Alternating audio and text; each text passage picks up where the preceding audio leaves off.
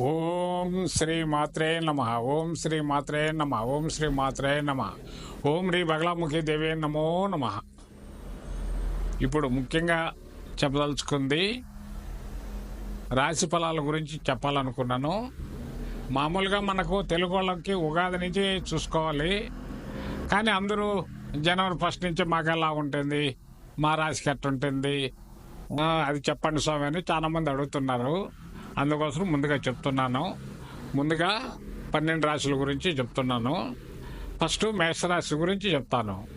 మేషరాశికి మార్చి తర్వాత రాహువు లాభస్థానంలోకి పోతాడు, శని వ్యయస్థానంలోకి వస్తాడు, ఇక గురువు తృతీయ స్థానంలోకి పోతాడు. కాబట్టి ఈ మేషరాశికి ఈ సంవత్సరం మాత్రం 25 చాలా బాగుంటుంది. ఎందువలనంటే రాహువు లాభస్థానంలో ఉన్నాడు కాబట్టి చాలా బాగా అద్భుతంగా జరుగుతుంది. ఏళ్ళనాటి శని మాత్రం స్టార్ట్ అయింది. ఏళ్ళనాటి శని అనేది కూడా ప్రతి ఒక్కరికి చెప్తున్నాను, అన్ని రాశులకు కూడా చెప్పేది. 30 ఏళ్ళకు ముందు వచ్చే ఏళ్ళనాటి శని చాలా కష్టాలు వస్తాయి. 30 సంవత్సరాలు దాటిన తర్వాత మంగు అంటారు. ఫస్ట్ది వచ్చి మంగు, రెండోది పుంగు. 30 ఏళ్ళ పైన వచ్చేది పుంగు, ఫస్ట్ వచ్చేది మంగు. మంగు వచ్చినప్పుడు చాలా కష్టాలు నష్టాలు జరుగుతాయి. రెండోది పొంగు, పాలు పొంగినట్టు పొంగుతుంది. అందరూ అయ్యో మాకేళ్ళ నడిచిన అంటారు. అదన్నీ నమ్మబాకండి. ఎందుకంటే వయసును బట్టి ఏళ్ళనాటి శని కూడా పనిచేస్తుంది. మూడోది వచ్చి 60 సంవత్సరాలు దాటిన తర్వాత మూడో ఏళ్ళనాటి శని వస్తుంది. అప్పుడు ఏమిరంటే నాకు ఎలా ఉంటుందో ఏమో, హాస్పిటల్కి పోవాలా, ఇంటికి పోవాలా అని అప్పుడు వేదనగా ఉంటుంది. మూడవసారి వచ్చేది మృత్యుభయం అన్నాడు. ఇది గుర్తుపెట్టుకోవాలా. ప్రతి ఒక్కరు కూడా అయ్యో నాకు ఏళ్ళనాటి శని చెప్పాడు మా స్వామి, నాకు ఏళ్ళనాటి స్వామి చెప్పేసి అంటారు. అది తప్పు. రెండోసారి ఏళ్ళనాటి శని చాలా అద్భుతంగా జరుగుతుంది. ఇది గుర్తుపెట్టుకోండి. ఫస్ట్ ఏళ్ళనాటి శని మంగు, అది కష్టాలు నష్టాలు జరుగుతాయి. కాబట్టి ఇప్పుడు రాహు లాభస్థానంలో ఉండేదాని వల్ల ఖచ్చితంగా మేషరాశికి ఈ సంవత్సరం బ్రహ్మాండంగా జరుగుతుంది. ఇది గుర్తుపెట్టుకోండి. ఎందుకంటే అన్ని గ్రహాల కంటే రాహుకేతువులే గొప్పోళ్ళు. కాబట్టి రాహుకేతులు బాగలేదు కాబట్టి ఇప్పుడు లాభస్థానంలో పోతున్నాడు. మార్చి తర్వాత ఆయన పోయిన తర్వాత చాలా బాగుంటుంది.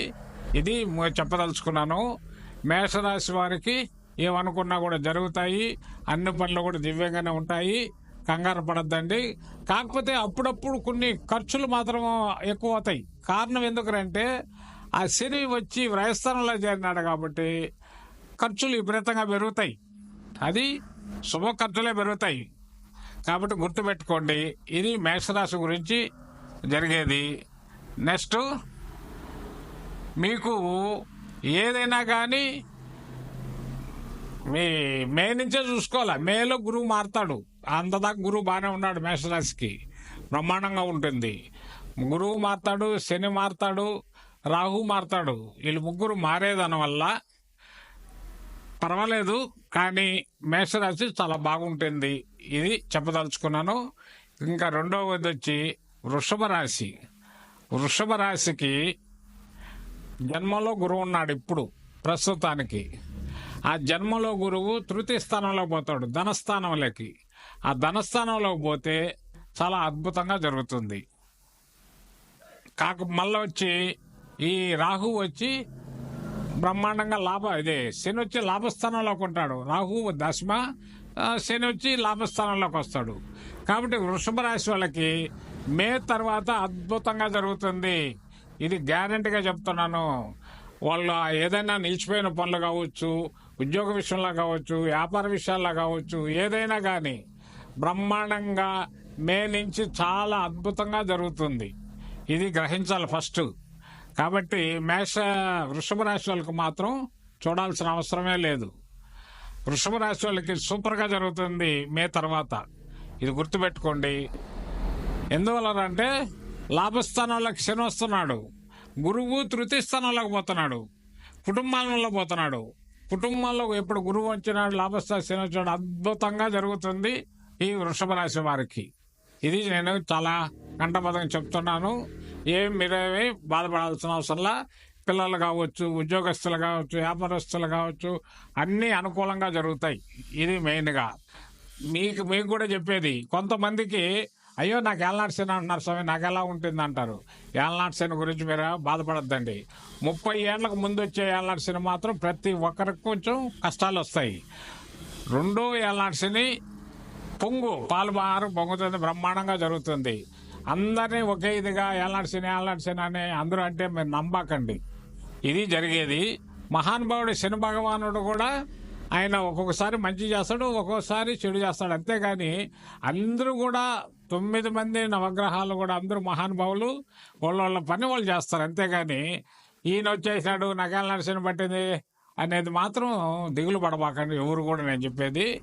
కాబట్టి ఈ వృషభ రాశి వాళ్ళకి మాత్రం గురువు కుటుంబ స్థానంలో, శని లాభస్థానంలోకి వస్తున్నాడు కాబట్టి బ్రహ్మాండంగా అద్భుతంగా మే తర్వాత జరుగుతుందని ఘంటాపదంగా చెప్తున్నాను. ఇది వృషభ రాశి వాళ్ళకి. ఇంకా మిథున రాశి వారికి జన్మలో గురు, దశమ స్థానంలో శని. కాబట్టి మిథున రాశి వారికి మాత్రం కొంచెం జాగ్రత్తగా ఉండాలా. అది ఎప్పుడు మే నుంచి చాలా జాగ్రత్తగా ఉండాలా. ఎందుకురా చెప్తున్నానంటే జన్మ గురువు చాలా కష్టాలు వస్తాయి.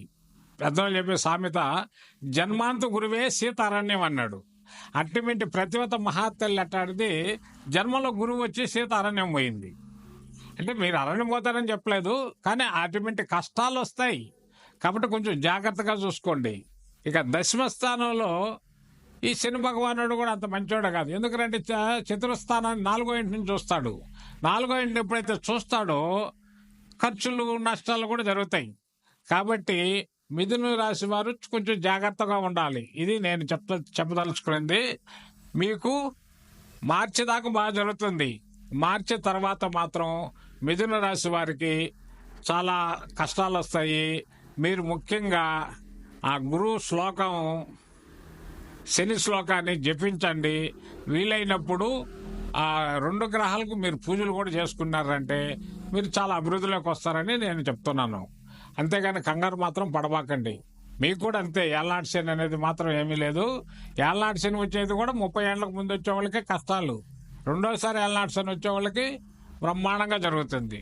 ఇది ప్రతి ఒక్కరు కూడా చెప్తున్నా. అందరూ మాకు ఏళ్ళనాటి శని అంట కదా, మాకు ఏళ్ళనాటి శని అంటారు. అది ఎంత నమ్మకండి. ఫస్ట్ వచ్చేది 30 ఏళ్లకు ముందు వచ్చే వాళ్ళు ఎవరికైనా కష్టాలు వస్తాయి. ఇది గుర్తుపెట్టుకోండి. కానీ మిథున రాశికి అయితే శని దశమ స్థానంలో ఉన్నాడు, గురువు జన్మలోకి వస్తున్నాడు. కాబట్టి జాగ్రత్తగా నడుచుకోండి.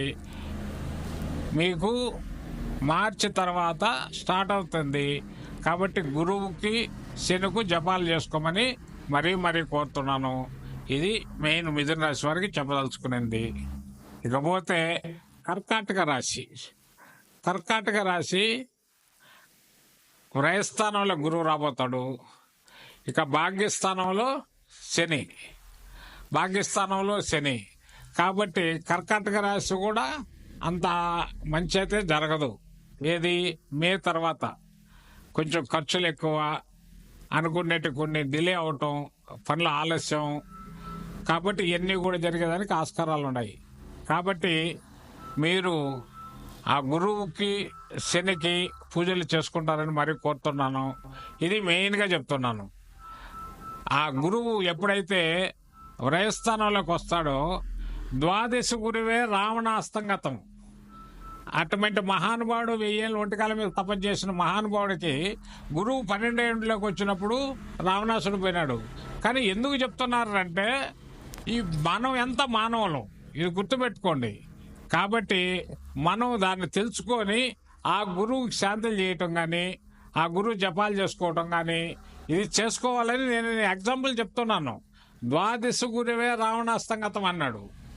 కాబట్టి మీరు గురువుకి శాంతులు చేసుకోండి. ఆ నుంచి చాలా బాగుంటుంది. మీరు అనుకున్న పనులు కానీ, మీ వ్యాపారం కానీ అన్నీ కూడా దివ్యంగా జరుగుతాయి. ఇది నేను చెప్పదలుచుకునేది. మీకు ఏదన్నా డౌట్లు ఉంటే కూడా మీరు నా ఫోన్ నెంబర్ ఫోన్ చేస్తే కూడా చెప్తాను. రెండోది వచ్చి rrastrology.in అని కొట్టండి. మీకు మొత్తం నా వీడియోస్ అన్నీ కూడా వస్తాయి. నా వెబ్సైట్ చూడొచ్చు. మీరు ప్రతి ఒక్కరు కూడా చూసి మీకు నచ్చితేనే కామెంట్ చేసి దాన్ని సబ్స్క్రైబర్ చేసుకోండి. మీకు ఉన్నప్పుడు నాకు ఫోన్ చేయండి. ఇది నేను చెప్పదలుచుకున్నాను. ఉంటా మరి.